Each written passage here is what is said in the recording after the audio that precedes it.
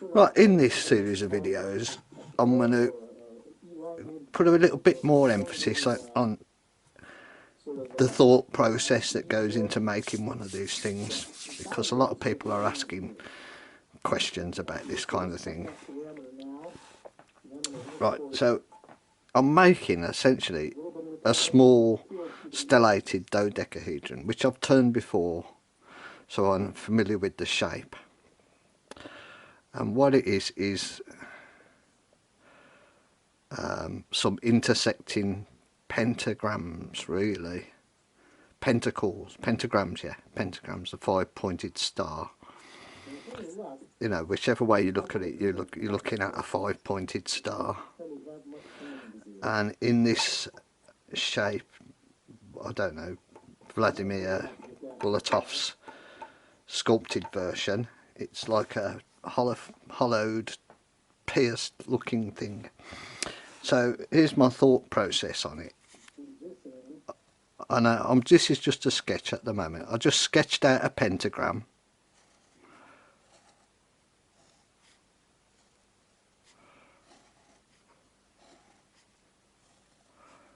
Badly.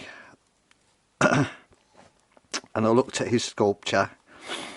Well, I know that the pentagrams, there's going to be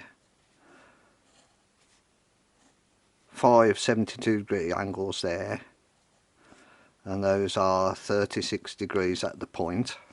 I don't need to know that, really.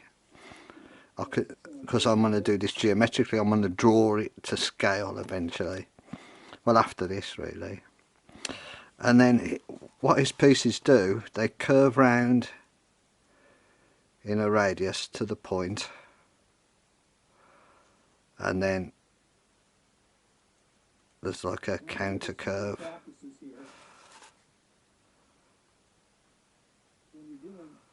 Something like that.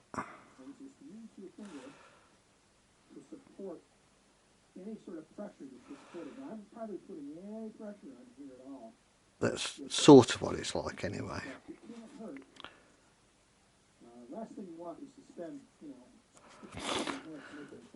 Right, so there was 2 ways I was thinking you could do this. You could use a circle and put that in a German wheel and put a circle of wood in. So if it was this, obviously the profiles of the cutout's different.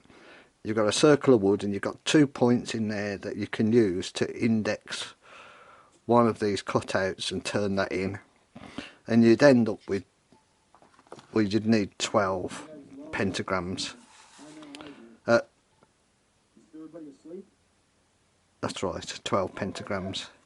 Right, the other things about this are, there are 12 points on this shape because it's a stellated dodecahedron, and a dodecahedron has 12 sides.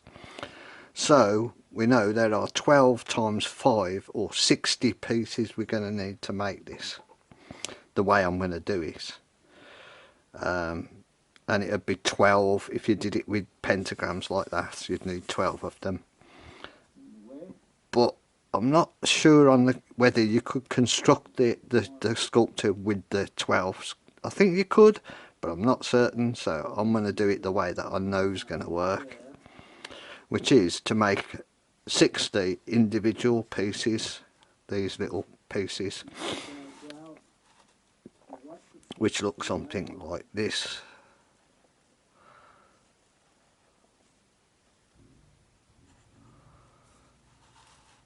You can see that. They'll look something like that. And how I'm going to do that, a nice concise way to do it turning wise, and it's very simple to turn, is I'll do a German wheel like this with I'll start off with a 7-inch piece of wood, 40mm wide. Well, in this case I'm going to start with 2, because what I'm going to do is, in the first 40mm I'm going to cut the outside curve, and in the second 40mm I'm going to cut the inside curve and points, obviously. So the profile is a V, a bead, little tiny beads and a cove and a straight cut at either end. Turning wise, very simple. Now that's beginner level. The caveat there is you need a jig of some sort, or a fluting, a way of putting your grooves in, so you need a fluting jig. Whether that's beginner or intermediate, I don't know, but I would say a beginner could do it if they're good with a router and they can route the groove into a piece of wood. Why not? Anyway, so the reason for this is I can load one piece of wood, one of my little 3mm thick blanks in each side, so there'd be two. I'll be cutting two at a time, but I'll be cutting half of each one, if you see what I mean. And I'll cut that profile into the blank, into the little, let me get a piece of wood, one moment please.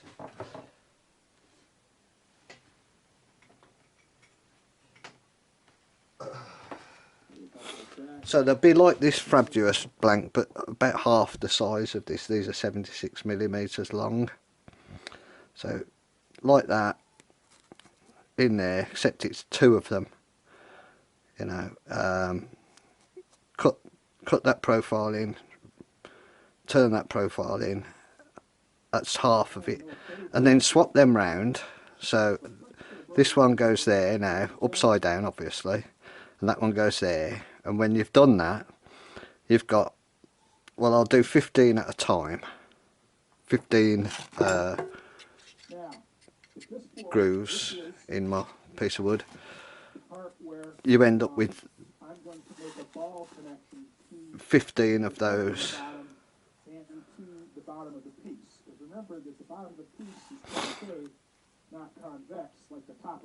Yeah, you will.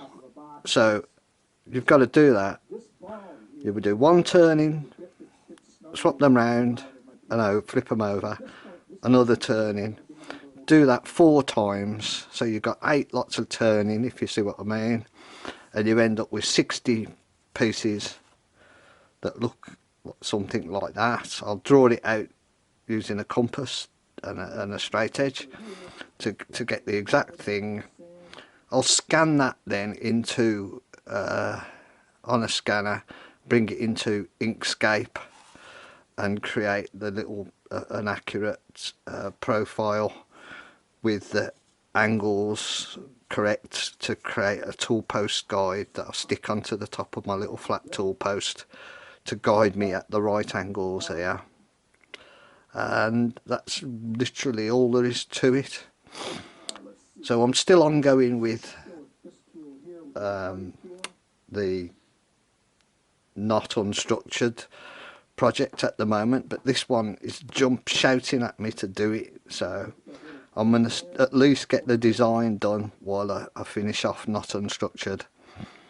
And next time I come back, I'll have on this series I'll have drawings of this and scanned into Inkscape and have the templates ready. Thanks for watching.